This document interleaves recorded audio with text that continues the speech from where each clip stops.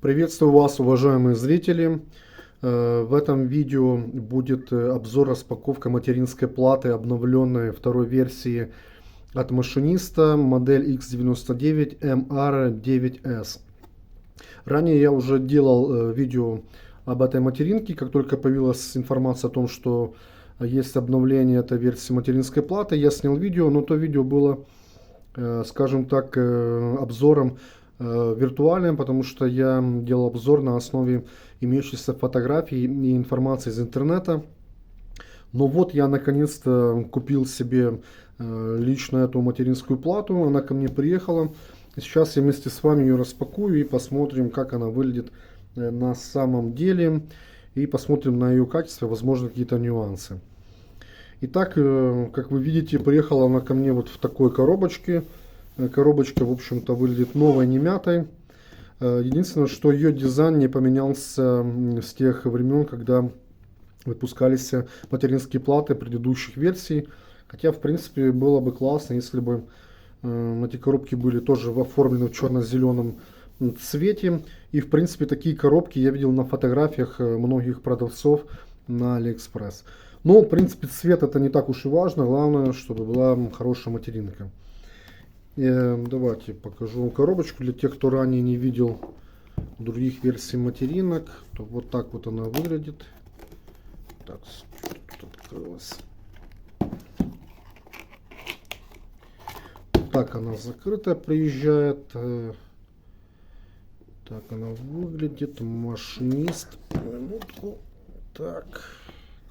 Зад, вперед, бок. В общем, такая, хорошая коробочка, качественная. Что ж, давайте будем открывать, посмотрим, что там у нас будет дальше. Так, мы открываем, и вот мы видим, есть еще одна коробочка в коробке. Тоже надпись машиниста выбита, такая перфорация. Вот, чуть такая крышечка, немножко похожа на коробку от пиццы. Так, открываем. И здесь у нас мы видим, что в комплекте с материнской платой идут два саташных кабеля. Вот, ну, кабели, в принципе, я уже ими пользовался. Хороший качественный кабель с такой металлической защелочкой, фиксатором. Вот, раз, два кабеля. Видим также, что и в этой версии материнской платы в комплекте идет дополнительный вентилятор для охлаждения зоны питания материнки. Вот в пакетике. Ну, на этом, пожалуй, все. Никаких инструкций, ничего такого я не вижу. И, собственно говоря, сама материнка идет в защитном пакетике. Так, видим наклеечку. Так, открываем. Опа.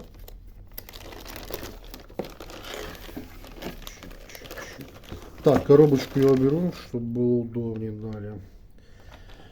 Так, собственно говоря, вот наша материнская плата. Достаем.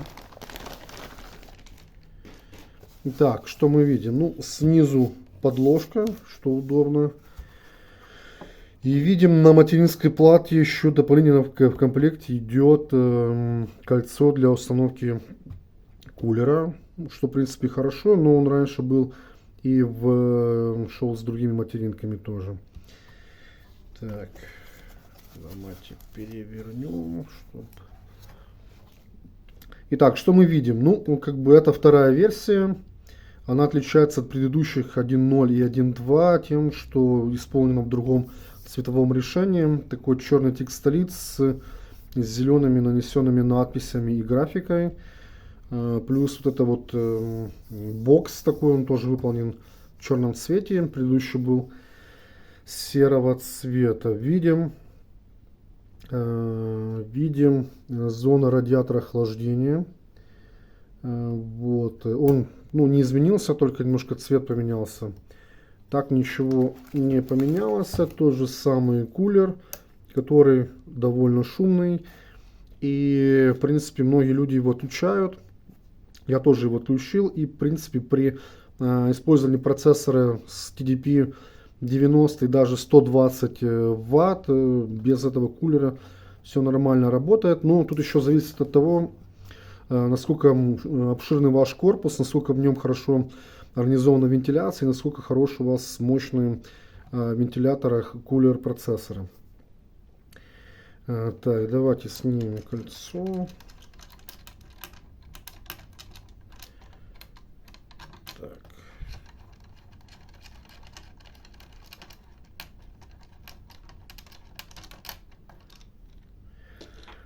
Есть. Ну что, тут у нас стандартный сокет 2011 третьей версии.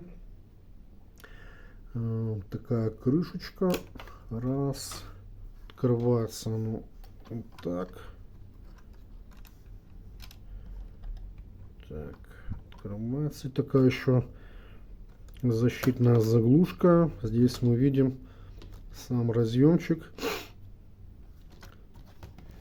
Так, ну, так, с виду все хорошо, но это я потом более детально рассмотрю. Так, ставим обратно. Так, чик, чик, чик. Так, с этим мы разобрались. Так, что мы видим? Ну, в принципе, те же 4 слота слева и 4 справа на память. Материнка должна поддерживать до 256 гигабайт оперативной памяти DDR4.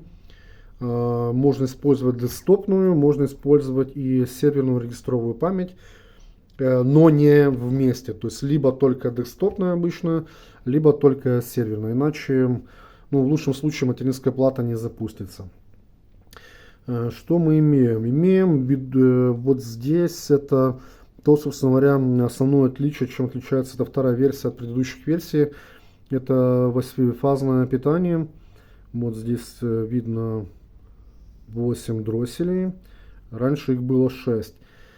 Ну, я бы сказал так, что это влияет на то, какие максимальные процессоры мощные мы можем поставить на эту материнскую плату. И сможет ли насколько материнская плата сможет с ними адекватно работать и при этом не сгореть. И без всяких сбоев. Допустим, в предыдущей версии с 6 фазами, ну, у меня стоит процессор с TDP 120 Вт, прекрасно работает, никаких проблем. Читал в интернете, что 135 Вт тоже нормально ставится, ну, в комментариях тоже писали, и нормально работает. 8 фаз, по идее, сделают эту материнскую плату еще там более стабильной, и сюда можно будет ставить уже полную линейку процессоров Xeon i5 с TDP максимальным. 165 Вт, насколько я знаю, это максимум, который есть у этих процессоров. Так что, в принципе, это хорошо, но нужно будет учитывать с охлаждением, как бы проверять, чтобы все нормально охлаждалось. Там возможно подключить кулер. Вот, и насколько я знаю, на этой материнской плате есть возможность подключения еще второго кулера. Где-то он сюда должен устанавливаться, потому что есть еще вот второй разъемчик для подключения маленького вентилятора. Далее смотрим, значит, ну, понятно, питание, дополнительное питание разъем. Здесь у нас расположен южный мост. Тут еще такая наклеечка. Не знаю для чего она, можно будет потом снять. Это у нас разъемы для подключения SATA устройств, SATA 3 и SATA 2.0. Разъемы для видеокарт, PCI-Express разъемы и других устройств. Насколько я помню, у нас идет так. Это 1X, это 16X, это 4X, это 16X и, по-моему, это тоже 1X, но точнее можно будет уточнить, в принципе, на сайтах продавцов эти слоты расписаны. Так, здесь у нас находится аудиочип, аудиокодек. На этих материнских платах с версии 1.2 и 2.0 устанавливается Realtek ALC 897. Это качественный кодек, он уже давно производится и ставится даже на материнские платы от более известных брендов, таких как Asus, Gigabyte.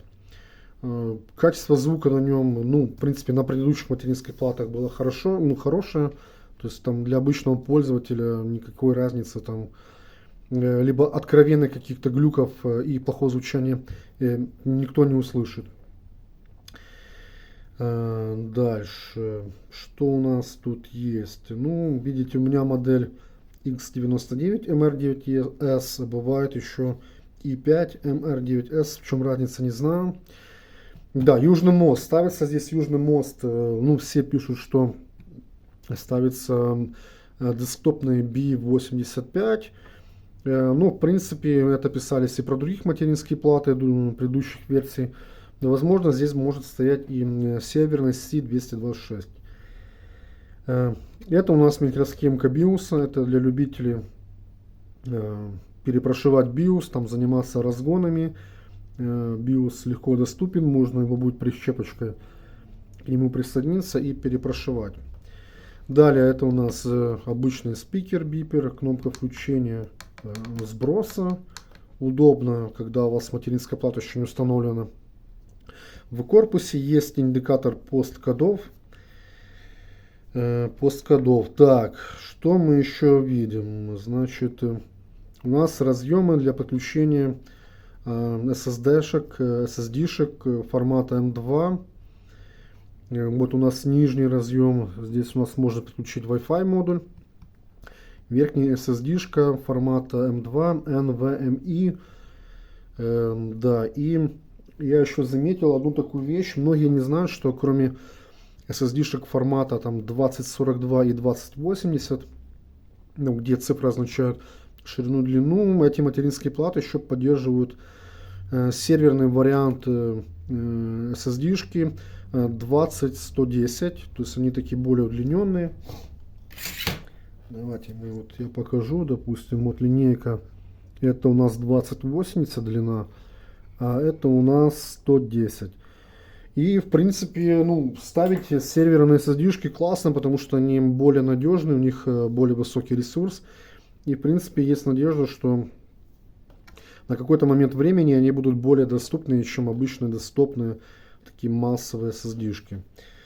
Так, здесь у нас еще один разъем, но здесь подключается обычный SATA в формате M2. Так, что вам еще можно рассказать? Ну, так, кулер у нас процессорный подключается вот здесь. Более в самых первых версиях он был вообще где-то в этой части. Так, давайте я более близко покажу. Там где-то в комментариях писали, какие здесь стоят конденсаторы в зоне питания. Ну, не знаю, ли вам это поможет, но попытаюсь показать в более крупном формате. Не знаю, ли получится. Да, ну, в общем, как-то так. Давайте аккуратно осмотрим. Ну вот, с этой стороны я вот на взгляд такой, в принципе, никаких косяков с точки зрения исполнения пайки я не заметил. Как бы сверху выглядит все ну, на хорошем высоком уровне. Но, конечно, могут быть разные микродефекты, которые я никак не увижу и смогу о них понять только когда материнка будет вся собрана, ну, компьютер, там память процессора и запустится. И после длительного использования. Давайте глянем в другую сторону. Вот так она будет с другой стороны.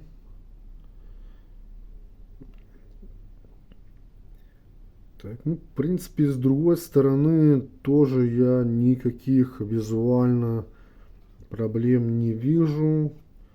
Все выглядит аккуратно. И даже есть, видите, всякие там нумерации, числа, не знаю, наверное, какие-то там заводские. Ну, в принципе, как бы выглядит все неплохо, все качественно. Так. Вот так вот. А еще вот эту сторону, видите, тут у нас разъемы от звукового чипа. Это у нас порт Ethernet гигабитный. Это у нас 2 USB 3.0. Это все остальные 2.0. И старый разъем PS пополам мышка, клавиатура. Вот. Так. Батарейка. Ну, с материнской платой из Китая поставлять с батарейками запрещено. Думаю, что это все знают. Нужно их докупать отдельно ставить. В принципе, эти батарейки недорогие. Есть у нас множество различных дополнительных разъемов для подключения вентиляторов самых разных. Вот. Насколько адекватно материнка отслеживает эти кулеры, вентиляторы, я не знаю, нужно будет проверять. Допустим, предыдущая версия 1.2, ну, в принципе, она с этим справлялась, показывала вращение, частоту вращения кулера для процессора. Еще я подключал вот один вентилятор сюда, тоже считывала его частоту вращения. Возможно, эта материнская плата будет более продвинута в плане там разных смарт-настроек в BIOS. Я пока не знаю, нужно пробовать подключать. Так. Пам-пам-пам. Ну, в принципе, как бы это все, что можно сказать о материнской плате, вот, ну, не подключенной по ее внешнему виду. Выглядит она хорошо, это версия 2.0. Надеюсь, эта версия как бы не приобрела новых глюков, то есть это будет и реально улучшенная версия. Это 1.2 плюс еще с дополнительными улучшениями, и она будет классно работать, вот, и никаких других глюков в ней не вылезет. Ну, чтобы это проверить, нужно, соответственно, мне все собрать и подключить. Еще такой один интересный момент меня волнует, вопрос. Смогу ли я просто перекинуть сюда элементы и включить ее, и не нужно ли будет мне переустанавливать Windows и разные драйвера? Это очень интересный вопрос, как бы тут может быть так, а может быть не так, не знаю. Уважаемые зрители, пишите в комментариях, как думаете вы, удастся ли мне просто перекинуть материнские платы, или все-таки нужно будет переустанавливать операционную систему и драйвера. Что ж, на этом обзор материнской платы окончен. Спасибо вам за внимание. Если видео было полезным и интересным, ставим лайки внизу и подписываемся, соответственно, на канал. Всего хорошего, до свидания.